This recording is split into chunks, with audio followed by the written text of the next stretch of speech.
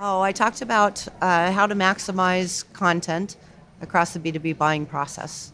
And really what I talked about, I've been thinking a lot about this lately, and I saw Andrew Davis speak at Content Jam in Chicago last month. And he had all these ridiculous statistics about there's 4 trillion web pages indexed, 17 new web pages get published every minute, all of this content overload stuff. And quite frankly, marketers have been like hamsters on the wheel, pumping out more and more content, more volume, just publish, and that will bring the results they need. And that's not true.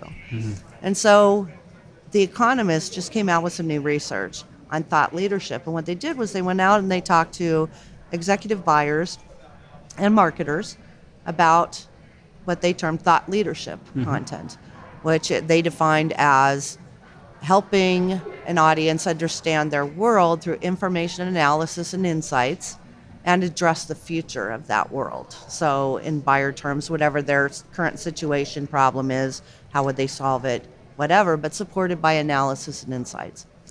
And I thought, if you use thought leadership as the construct for your content and take that approach, you create less content, but more meaningful content.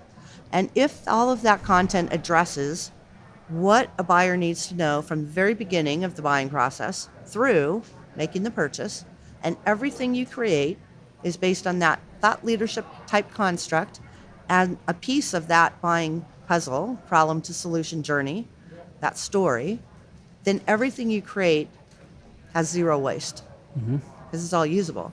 So instead of pumping out the 6 ways to do this and 10 ways you fail at that and all this garbage stuff that may be interesting for a pass-by, a drive-by view, but it's not going to change anybody's behavior, if we focus all our efforts on creating content that is not only relevant but resonates with our target audience and creates some kind of movement, then we should be able to maximize the way we use content across the buying process, including repurposing it and putting it in different channels, spinning it for a different persona to get more ROI out of what you put into developing it.